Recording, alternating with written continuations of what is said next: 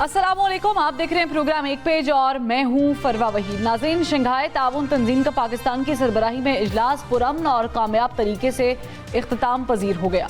इजलास के मुश्तरका एलामी के मुताबिक 2025 में रूस शंघाई ताउन तंजीम की मेज़बानी करेगा। रुकन ममालिक के दरमियान 8 दस्तावेज़ात पर दस्तखत किए गए और नए इक़्तिसादी डायलॉग पर इत्तेफाक भी किया गया। मुश्तरका एलामी में पाकिस्तान, किर्गिस्तान, बेलारूस, काज़ाख्स्तान, रूस और उज़्बेकिस्तान ने चीन के बेल्ट एंड रोड इनिशिएटिव की हिमायत भी की। फोरम ने यूरोप और एशिया के माबैन बेहतर इक़्तिसादी इश्तराक की ज़रूरत पर भी जोर दिया, जबकि ग्रीन डेवलपमेंट, डिजिटल इकॉनमी, तजारत, सरमायाकारी, टेक्नोलॉजी के शोबों में रुकन ममालिक के इस्तेदाद कार बढ़ाने और गैर इम्तियाजी और शफाफ तजारती निज़ाम के क़याम की ज़रूरत पर भी जोर दिया गया। शंघाई ताउन तंजीम के प्लेटफॉर्म से पाकिस्तान ने बैनुल-अक़वामी सतह पर अपने आप को लीडर मनवाने के साथ साथ मुआशी मैदान में आगे बढ़ने के ज़ीने भी तय किए। जहां एक जानिब हुकूमत बैनुल-अक़वामी सतह पर कामयाबी समेट रही है, वहीं मुल्क के अंदर सियासी मुश्किलात और आईनी तरमीम लाने के मुश्किल मरहले पर भी काबू पाती दिखाई दे रही है। मुस्लिम लीग नून की इत्तेहादी हुकूमत गुज़श्ता 3 हफ्तों से आईनी अदालत, मिलिट्री कोर्ट्स और जजेस की उम्र की हद में इजाफा करने समेत मुतादिद आईनी तब्दीलियां लाना चाह रही है, मगर 2/3 अक्सरियत ना होने की वजह से कामयाबी नहीं मिल सकी थी। ताहम अब मौलाना फजल रहमान ने हुकूमत के साथ आईनी मुसव्वदे पर रद्दोबदल पर इत्तेफाक करते हुए साथ देने का इरादा कर लिया है, यानी आईनी तरमीम करने के लिए बड़ी मुश्किल दूर हो चुकी। इधर मौलाना फजल रहमान ने हामी भरी, उधर हुकूमत ने पार्लियामेंट का इजलास भी कल तलब कर लिया।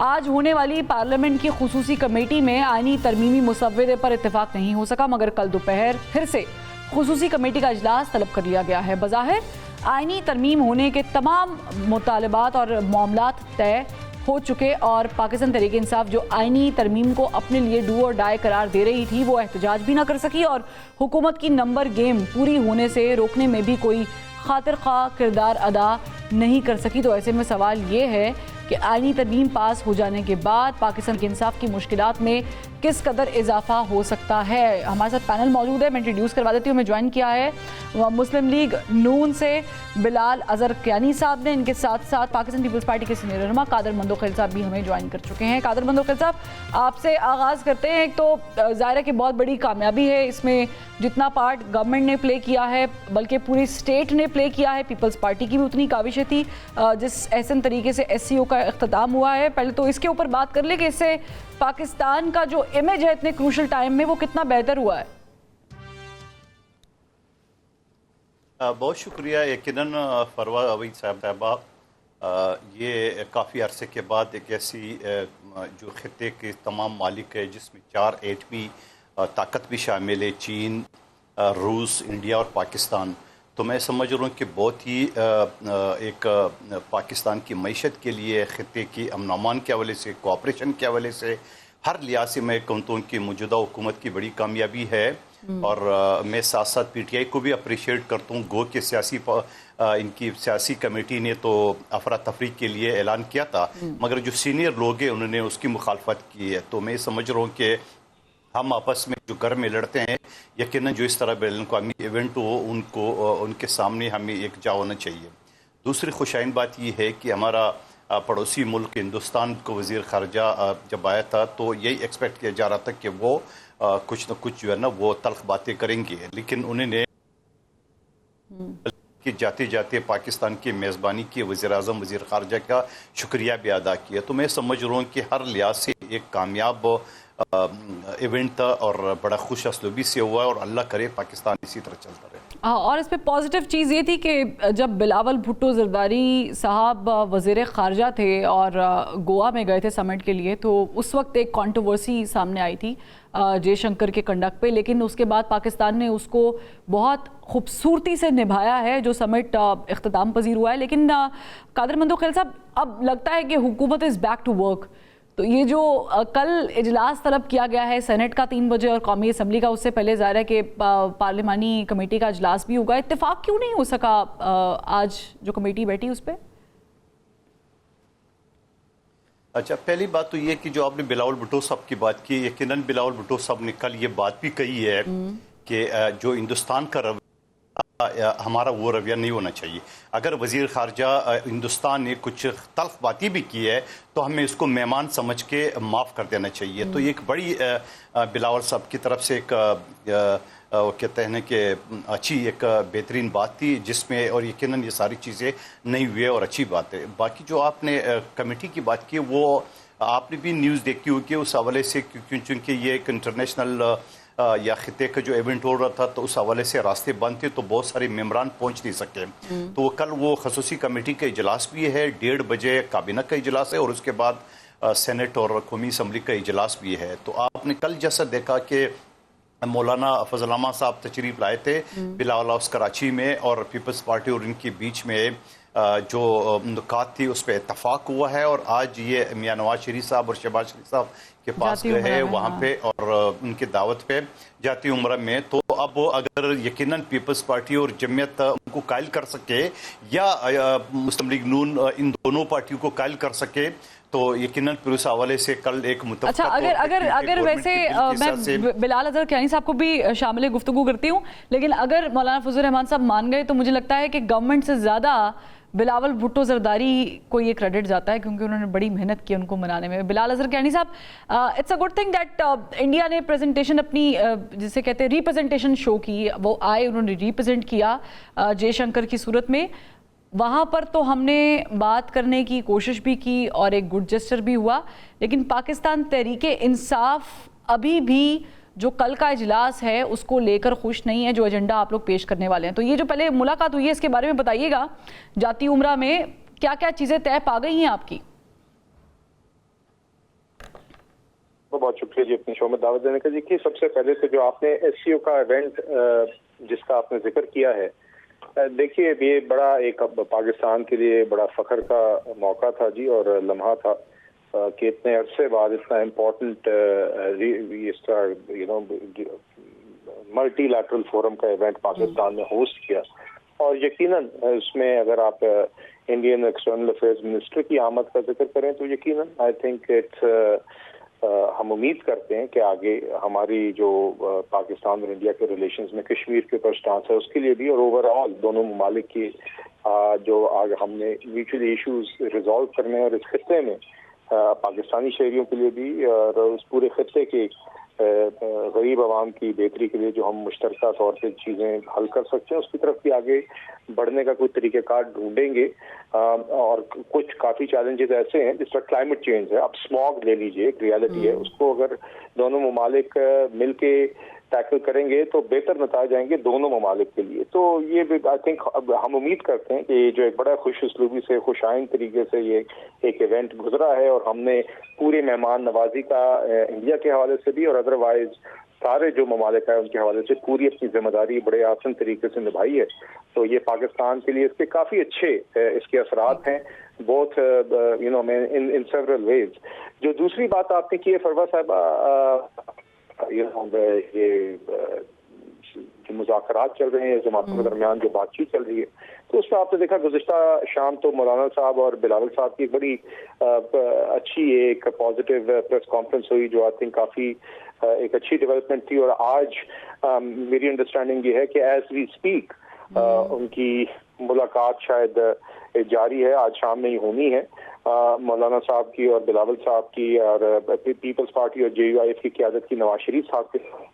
तो वो तो उसके अंदर तो PMLN के साथ जो भी एक हम उम्मीद कर रहे हैं कि हम सबका तीनों जमातों का एक जो इत्तेफाक़ी राय है उसके ऊपर तो आई थिंक कोई अपडेट जो है वो इस मुलाकात के बाद ही आएगी। सो फार एज वी नो एक तो हमारा, लेकिन हम इसको अज्यूम कैसे करें क्योंकि जाहिर है कि इत्तेहादी भी मौजूद हैं, मौलाना फजल रहमान साहब भी मौजूद हैं, तो हाँ हो गई है, सिर्फ मोहर लगना बाकी है? नहीं, मैंने आपसे ये कहा कि उस इत्तेफाक़ी राय अगर कोई होना है तो उसके हवाले से अभी अपडेट तब ही आएगी जब इस मीटिंग का इख्तिताम होगा। जो मीटिंग अभी आज शाम को जो जिसका इख्तिताम नहीं हुआ, सो फार व्हाट वी नो इज कि JUIF और पीपल्स पार्टी ने इत्तेफाक राय कल रात कर लिया था। इससे पहले हमारा इस मुशावरत के राउंड से पहले, जिसमें मौलाना साहब कराची गए हैं, अभी आज लाहौर में है, पीपल्स पार्टी भी लाहौर में, इससे कबल आप ये जानती हैं कि हमारा और पीपल्स पार्टी का काफी चीजों पे मौकफ इन तरामीम के हवाले से एक था। तो मैं उम्मीद करता हूँ कि आज we will get further update जब मुलाकात खत्म होगी। लेकिन ये डिफरेंस कहाँ पे हुआ? अगर आपका पीपल्स पार्टी का एक था मौकिफ, तो फिर JUIF का पीपल्स पार्टी का अगर इत्तेफाक हो गया तो टेक्निकली तो फिर उनका आपके साथ इत्तेफाक हो गया। अच्छा, मुझे एक ब्रेक का कहा जा रहा है, एक क्विक सी ब्रेक लेते हैं। ब्रेक से जब वापस आते हैं तो फिर बचर साहब से भी सवाल करेंगे, और ये जो इत्तेफाक है ये किन किन चीज़ों पर हुआ है, या ये हुस्न इत्तेफाक है। एक ब्रेक के बाद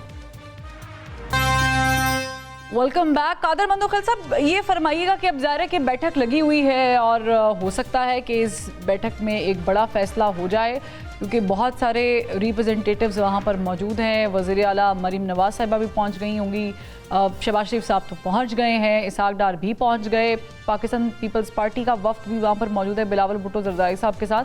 लेकिन हम इसमें क्या ब्रेक थ्रू एक्सपेक्ट करें कि क्या JUIF को जो एतराज़ात थे वो दूर किए गए हैं, उनकी बात मानी गई है, या उनको कहा है कि आप हमारी बात मान लें एंड हम आपकी कुछ और बातें जो हैं या हिस्सा जो है वो कबूल कर लेंगे गवर्नमेंट में?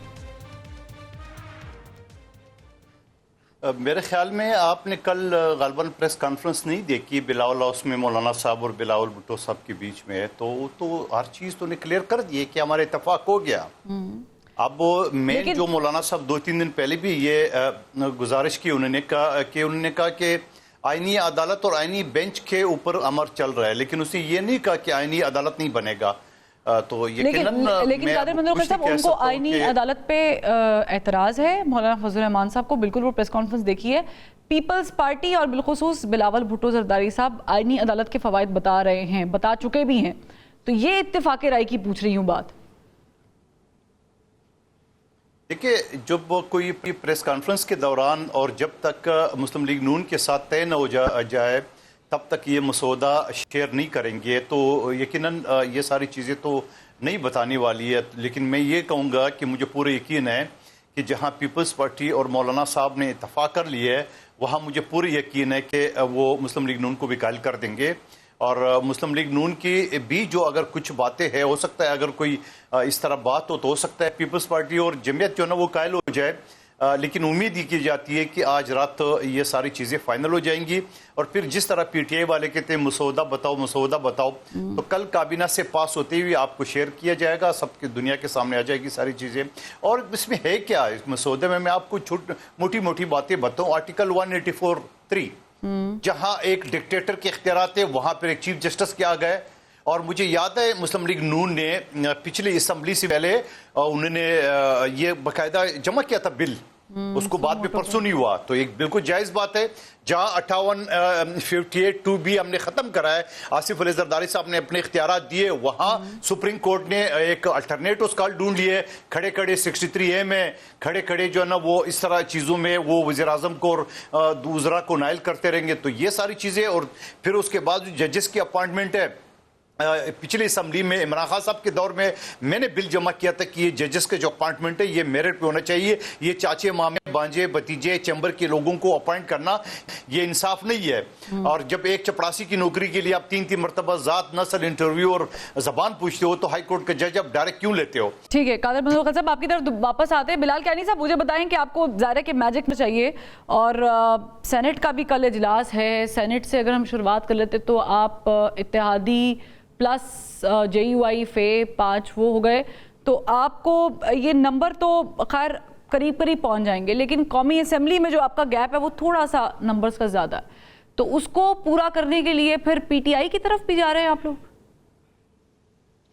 जी फरवा साहब, देखिए नंबर 1 तो मैं कैटेगोरिकली कहना चाहूँगा, क्योंकि हमारी जमातों की तरफ से भी ये बात आती रही है कि वी फील के नंबर्स हमारे पास मौजूद हैं, और वो नंबर्स इस तरह मौजूद हैं कि सबसे पहले तो बुनियादी तौर पे अब जो हमने देखा है कि कल शाम की डेवलपमेंट जिसमें मौलाना साहब और पीपल्स पार्टी ने एक इत्तफाक का इजहार किया और अब हम पुरुमीद हैं कि अब इतनी एफर्ट के बाद, इतनी कंसल्टेशंस के बाद, स्पेशल पार्लियामेंट्री कमेटी में, जमाती सतहों पे उम्मीद हम कर रहे हैं कि हम तीनों जमातों के अंदर PMLN, पीपल्स पार्टी और JUIF में एक इत्तफाक राय, एक कॉन्स्टिट्यूशनल अमेंडमेंट पैकेज और मसवदे पे हो जाएगा।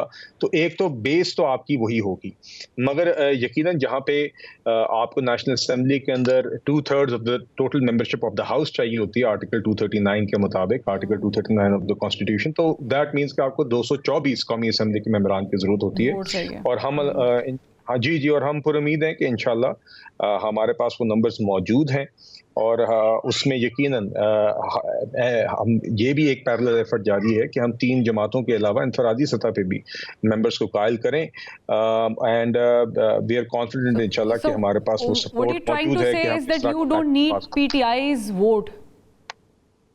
नहीं, मैं ये कह रहा हूँ जी कि मैं ये कह रहा हूँ कि हमारे पास इन 3 जमातों के भी वोट्स मौजूद होंगे और उसके अलावा भी जितने मेंबर्स दरकार हैं कि हम 224 का नंबर रीच कर सकें, हम कॉन्फिडेंट हैं कि हमारे पास ये नंबर्स मौजूद हैं। तो उसके लिए तो फिर आपको चाहिए ना, वहाँ से वोट्स तो चाहिए, और फिर उसके लिए जो ऑलरेडी एक कोर्ट की तरफ से 63A की आया हुआ है फैसला, फिर उसके मुताबिक वो उनके कॉन्सिक्वेंसेस उसको भुगतना पड़ेंगे। तो यही तो मैं पूछ रही हूँ। देखिए कुछ फरवा साहब, देखिए कुछ हैं मेंबर्स जो अभी भी देयर इंडिपेंडेंट्स, तो देखिए एक वो भी मेंबर्स हैं और यकीनन वो भी मेंबर्स मौजूद हैं जो अपोजिशन में हैं।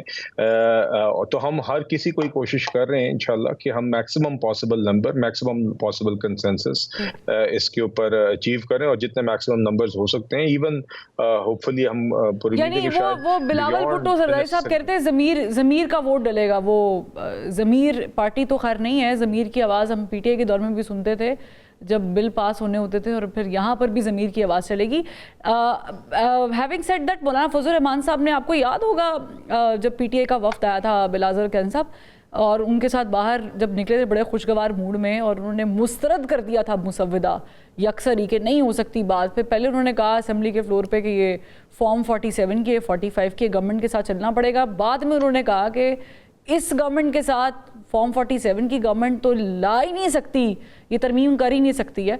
तो थोड़ा सा just be careful about it. लेकिन एनीवेज आपको ज़्यादा बेहतर पता है कि सिचुएशन क्या है। Another question for Qadir Mandokhail साहब। जी फरवा साहब, if you allow on this particular point, if you allow me one thing जी। देखिए, हम हरगिज ये क्लेम नहीं करते कि हम JUIF के साथ हर चीज पे इत्तफाक करते हैं, मगर सियासी जमहूरी जमातों का और दूसरी जमातों में यही फ़र्क है कि एक पर्टिकुलर इशू के ऊपर फिर भी एक सियासी तरीके से बातचीत करना और एक हल निकालने का सलीका जानते हैं। JUIF और हमारे और चीज़ों पे इख्तलाफात ज़रूर होंगे, मगर जहाँ फ़िलिस्तीन के मामले पे ऑल पार्टीज कॉन्फ्रेंस हुई तो वहाँ पे भी आपने देखा JUIF मौजूद थी, PTI नहीं थी। इस मामले के ऊपर भी even though we don't agree on everything, मगर कॉन्स्टिट्यूशनल अमेंडमेंट के ऊपर एक संजीदा वर्किंग डिस्कशन भी हुई, जमाती सतह पे भी डिस्कशन हुई, और उसके नतीजे में एक ब्रेक थ्रू हुआ कि आज हम इस पॉइंट पे हैं कि हम करीब हैं कि इत्तफाक राय पैदा कर सकें। तो यही जमहूरियत और सियासी जमातों का तरीक़ाकार होता है, और इट इज़ नॉट नेसेसरी कि हम हर चीज़ पे इत्तफाक करें, मगर जहाँ पे कोई एक कॉमन एजेंडा जिसपे हम बेहतरी ला सकते हैं निज़ाम में, वहाँ पे कोई तरीका निकल सके तो वो हम हमेशा ज़रूर निकालेंगे। अच्छा, आप लोग कोई ऑफर वगैरह करा रहे हैं पाकिस्तान तहरीक इंसाफ के लोगों को? क्योंकि इल्ज़ाम लग रहा है कि उठाए भी जा रहे हैं उनको, उनकी फैमिलीज़ को हरास भी किया जा रहा है, फिर 20-20 करोड़ रुपए, 25-25 करोड़ रुपए की भी ऑफर है।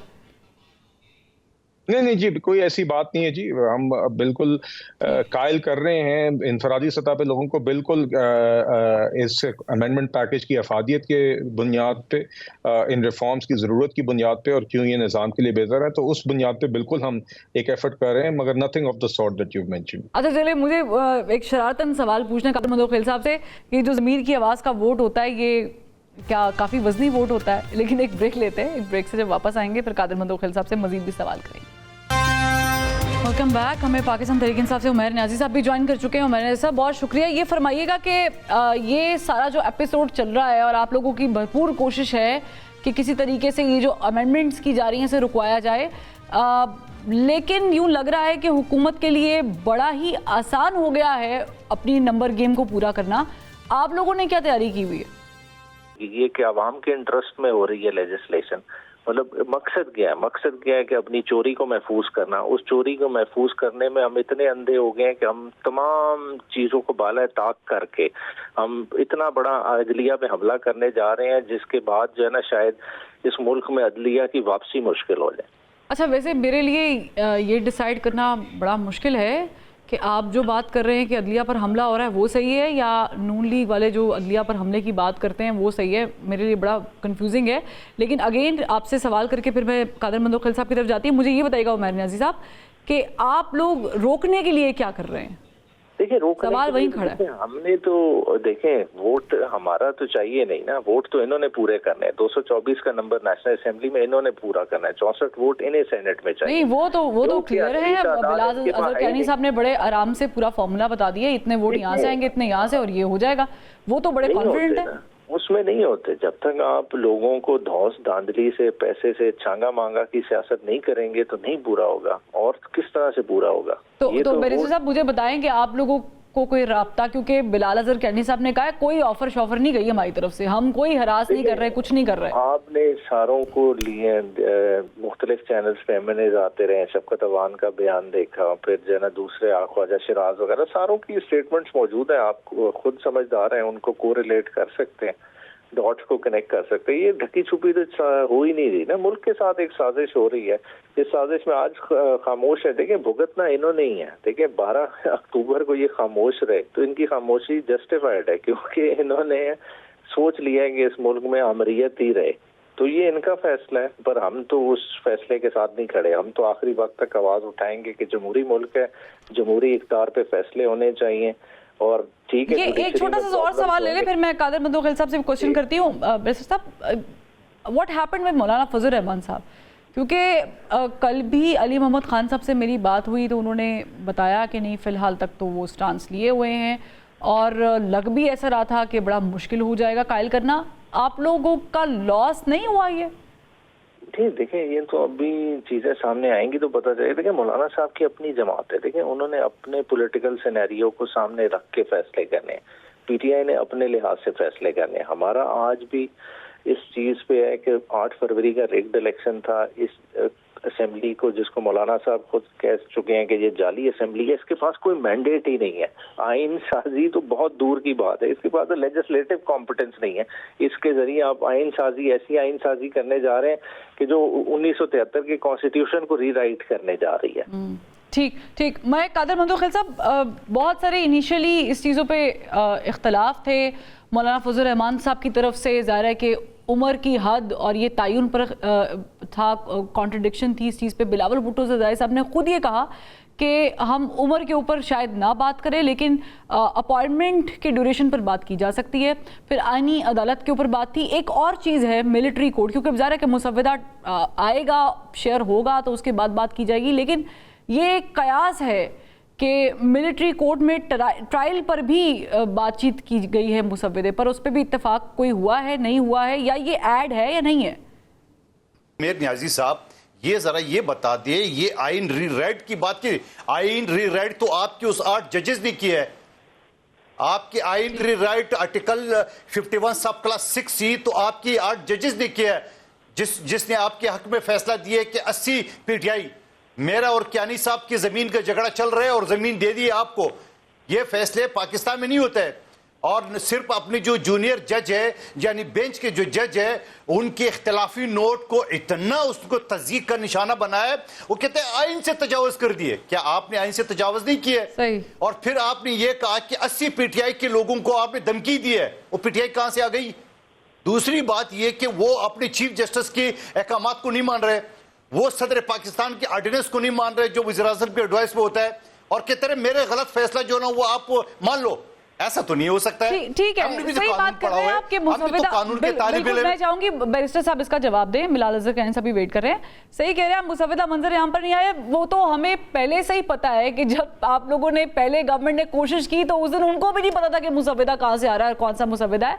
लेकिन कयास होता है, कयास किया जाता है, यही वहीं से ही चीजें निकलती हैं। हमने तो सिर्फ पूछा है आपसे कि क्या इस पे बात हुई है या नहीं हुई है। जवाब नहीं होता है, हमारे मुल्क में बहुत सारी चीजें कयास पे ही चल रही है। बैरिस्टर साहब बताइएगा, एक तो कादर मंदोखिल साहब ने आपका जवाब दिया है, उस पर आई एम श्योर कि आप कुछ कहना चाह रहे होंगे, और दूसरा आप लोगों की क्या स्ट्रेटेजी क्या है, क्योंकि आप जब भी बाहर निकलते फेल हो जाते हैं, चाहे वो भूख हड़ताल हो, प्रोटेस्ट हो, कुछ भी हो। अच्छा, जैसा कादिर भाई ने बात की, देखें कॉन्स्टिट्यूशन में एक प्रिंसिपल इनग्रेंड है प्रोपोर्शनल रिप्रेजेंटेशन का। देखिए पीपल्स पार्टी को, नून लीग को, इनकी जितनी इन्होंने जनरल इलेक्शन में सीटें मिली उनके मुताबिक मुतनासिब नुमाइंदगी ना मिली हो तो इनका एतराज बनता है। इन सीटों पे इनका तो कहीं से क्लेम ही नहीं, ठीक है, और फिर ओवर एंड अबव किया जाए, यही सवाल जस्टिस आयशा ने ओपन कोर्ट में इनसे उठाया, तभी आप लोग किधर से आ गए। तो बात है कि अगर हम इतने ही इन सीटों के पीछे जी हम ये समझ रहे हैं कि ये जो है ना ये बाउंटी है जो बटनी है, तो इस तरह तो नहीं होता। देखें आइन के मुताबिक चीजों फैसले होने, फैसले आपको नहीं पसंद होंगे, बहुत सारे फैसले हमें भी पसंद नहीं होंगे, फैसलों पे हम जजेस को भी क्रिटिसाइज करते हैं, मगर उसका मतलब ये तो नहीं है कि हम अदलिया की आजादी पे हमला करते हैं। हम बंदे तब्दील करते हैं, बंदे बेहतरों का चुनाव किया जाता है, बंदे बेहतर लगाए जाते हैं। आप बाहर के वो फेसेस लाएं जो आप समझते हैं कि सही मुनासिब फैसले कर सकेंगे, मगर मसला ये है हम इधर ये नहीं चाह रहे, हम चाह रहे हैं कि हमें ताबेदार चाहिए, हमें वो लोग चाहिए कि जो हुकूमत की हाँ में हाँ मिलाए। देखिए अदलिया का ये मैंडेट नहीं है, अदलिया ने अपनी इंडिपेंडेंस बरकरार रखनी है, अगर उसकी इंडिपेंडेंस ही नहीं रहेगी। सर ये इंडिपेंडेंस की तशरीह क्या है, अदलिया की इंडिपेंडेंस की तशरीह जरा बताइएगा क्या है? अदलिया महकमा नहीं है एग्जेक्टिव का, एक एग्जेक्टिव उठाए, एक इस्लामाबाद हाई कोर्ट का जज उसे पसंद नहीं है उसे उठा के पेशावर या क्वेटा भेज दे, ये अदलिया का काम नहीं है। ये अदलिया का डोमेन में वो इंटरफेयर करना गवर्नमेंट का काम नहीं है। तो ये वाली जो है ना सारी साजिश आ रही है। बुनियादी तौर पर मसला अदलिया से क्या है कि अदलिया खुद से असर्ट कर रही है। 6 जजेस का लेटर लोगों को नागवार घुसता है, उसमें जो उन्होंने डिटेल्स लिखी हैं, जिस तरह के प्रेशर टैक्टिक्स एम्प्लॉय किए गए हैं, जिस तरह की सर्वेलेंस उनकी की गई है, ठीक है, वो इस्लामाबाद हाई कोर्ट के जजेस का लेटर की बात कर रहे हैं। हाँ जी बिल्कुल बिल्कुल, वो उस चीज जो है ना नागवार गुजरी। देखें अगर देखें जुडिशियल रिफॉर्म से कोई भी नहीं भाग रहा, जुडिशरी में 100 प्रॉब्लम्स है, अगर प्रॉब्लम्स ना होती तो ये हम इस स्टेज पे ना पहुंचते। लेकिन यहाँ पर देखें again there is a confusion barrister साहब, मुझे ब्रेक का कहा जा रहा है, ब्रेक से जब वापस आते हैं यहीं से कंटिन्यू करते हैं, फिर कैनी को भी इन्वॉल्व करते हैं। ये कंफ्यूजन ये है कि आप जो बातें कर रहे हैं बड़ी अच्छी हैं, लेकिन जब 63A का पहले फैसला आया था वो आपकी नज़र में अच्छा था, उसको आज की गवर्नमेंट उस वक्त अपोज कर रही थी, आज जो फैसला आया है वो आपको पसंद नहीं आ रहा, तो ये जो डेफिनेशन ऑफ इंडिपेंडेंट अदलिया है ये आज तक हमें समझ नहीं है कि क्या होगी। एक ब्रेक लेते फिर वापस आते हैं।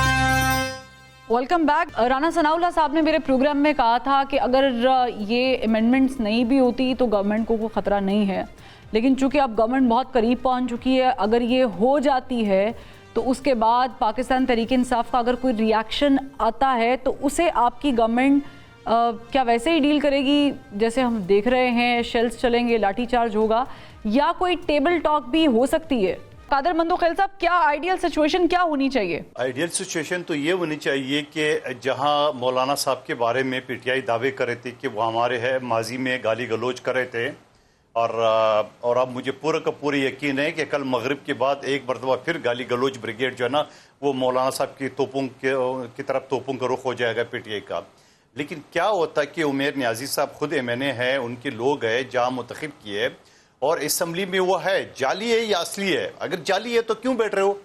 अगर असली है तो फिर अपना हक अदा करो, जिसका आपको तनख्वाह मिल रही है, जिसको आपको पर डे पैसे मिल रहे हैं, जिसको आपको वहाँ पे लॉबी में खाना पीना फ्री में मिल रहा है, जो लॉजेस आपको मिले हुए, जो आपको दूसरे जो ना प्रिविलेज मिले हुए, तो उसका तो हक अदा करें ना। फिर या तो आप ये कर दे कि हम इस्तीफा नहीं देंगे माजी की तरफ, लेकिन हम कोई मराद नहीं लेंगे, मराद भी लेंगे, पब्लिक अकाउंट कमेटी के लिए आपस में लड़ेंगे भी, और हर चीज करेंगे। आप बैठे हैं, आप मुखालफत करें, बोले नहीं जी हम कुछ नहीं मानते हैं, हमारा ये तरामीम है, ये मानते हैं, ठीक नहीं तो नहीं। कम से कम बैठो तो सही ना। आप जो आईनी हक है, जिस चीज के लिए आप असेंबली में बैठे हो, जिस चीज की आपको तनख्वाह मिल रही है, उसको तो कम से कम हलाल करो, उसको तो कम से कम ख्याल रखो। लेकिन एक तरफ असेंबली जाली है, ये तरफ वह है, दूसरी तरफ ये सारे करे। तो मैं समझ रहा हूँ बिलावल भुट्टो साहब ने जब लास्ट असेंबली में स्पीच की, उसने ये कहा कि आप इमरान खान साहब के लिए जरूर एहतजाज करें, जरूर जदोजहद करें, जरूर आप उनको अदालतों से उनके केस खत्म करें,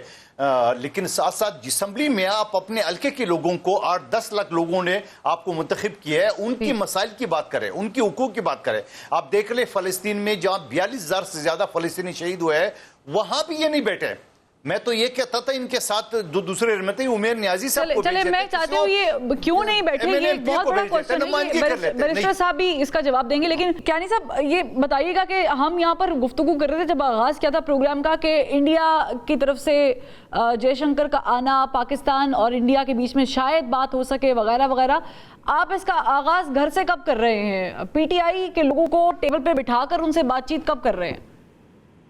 नहीं, मेरी बात सुने। अब मैं आपको एक मिसाल देता हूँ। ऑल पार्टीज कॉन्फ्रेंस गाजा के ऊपर जो हुई उसके ऊपर क्या इनको दावत हमने नहीं दी?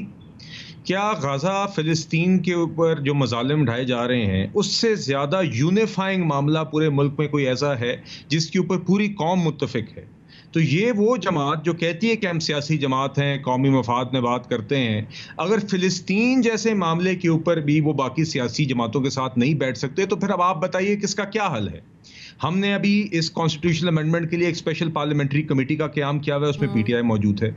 मौलाना साहब के साथ ये अलहदा बात कर रहे हैं। हम कौमी इश्यूज के ऊपर कहते हैं कि पार्लियामेंट्री फोरम्स पे अदरवाइज आप बात करें, इससे ज्यादा तो हम नहीं कर सकते। मगर अब अगर एक जमात है जिसका कहना ये है कि हमारे पास अटेंशन सीख करने का तरीका यही है कि डंडा उठा लो, गुदेल उठा लो, पत्थर उठा लो, एहतजाज के नाम पे इंतशार करो, खुद घर पे बैठो, कारकुनान और अवाम को उकसा के आगे कर दो, और तो फिर उसके बाद अब आप बताइए, ऐसा भी नहीं हो सकता कि हम अहम रियासती और कौमी अमूर पे इनका इंतजार करते रहें, जिनका रवैया ये है कि अगर हम कह दें ये पानी का ग्लास पी लो तो वो कहते हैं ये नहीं पीना, और अगर हम कह दें ये साहब हुकूमत में मौजूद लोगों को दिल बड़ा करना पड़ता है। कल को अगर आप लोग इनसे बात नहीं करते, आप बिल्कुल बजा कह रहे हैं, मैं यही सारे सवाल बैरिस्टर साहब के सामने भी रख रही हूँ, लेकिन ये सड़कों पे निकलेंगे फिर से लाठीचार्ज होगा। फरवा साहबा, तो मैंने आपको मिसाल दी ना, दिल बड़ा करने की आपने बात की। इनके सारी जराइम के बावजूद, इनकी सारी गुंडागर्दी के बावजूद इनको फिलिस्तीन की कॉन्फ्रेंस पे दावत दी ना, क्या हुआ? वहाँ पार्लियामेंट्री कमेटी में शामिल किया हुआ है ना, वहाँ पे मौजूद हैं। अब आप बताइए इससे ज्यादा अब हम और क्या, आप क्या चाहते हैं? ठीक, चले मैं नहीं चाहती, ये मुल्क चाहता है। मुल्क चाहता है कि हमारे यहाँ पे इख्तलाफात कम से कम हो और इस तरह के पुरतशद्दुद इख्तलाफात ना हो। बैरिस्टर साहब आपने क्या जी कियानी साहब की बात सुनी है, आपने कादर मंदोखिल साहब की बात सुनी। वैसे वाकई ये क्वेश्चन है कि ऑल पार्टीज कॉन्फ्रेंस होती है, आपकी रिप्रेजेंटेशन नहीं होती। हालांकि आपकी पार्टी के अंदर इस पे भी इख्तलाफ है कि जाना चाहिए था और कुछ लोग कह रहे नहीं जाना चाहिए था, डी चौक पे जाना है तो उस पे भी इख्तलाफ है। आप लोगों के इख्तलाफात डैमेज कर रहे हैं इस वक्त बहुत सारी चीज़ों को। देखिए, बुनियादी तौर पे फ़लस्तीन वाले इशू पे तो कोई इख्तलाफ ही नहीं। और देखिए, 3 अक्टूबर से खान साहब की किसी से मुलाकात होने ही नहीं दी, और मैं समझता हूँ ये फैसला बिल्कुल गलत था। फ़लस्तीन वाली कॉन्फ्रेंस में शामिल होना चाहिए था। कश्मीर हो, फ़लस्तीन हो, ये ऐसे इशूज़ हैं जो पार्टी लाइन से बालातर हैं, ठीक है। ये एज ए मुसलमान हम पे कुछ ऑब्लिगेशन है, वो हमने फुलफिल करने ही करने हैं। तो और बाकी जो पॉलिटिकल इश्यूज हैं, ठीक है, उनको जाहिर बात है एज इट इज बंदा ओकेजन बेस्ड डील करता है। देखिए, आईनी तरमीम का मामला है, उसमें पीटीआई पूरा अपना रोल अदा कर रही है कि ये इस असेंबली का इस्तेकाक ही नहीं है लाना।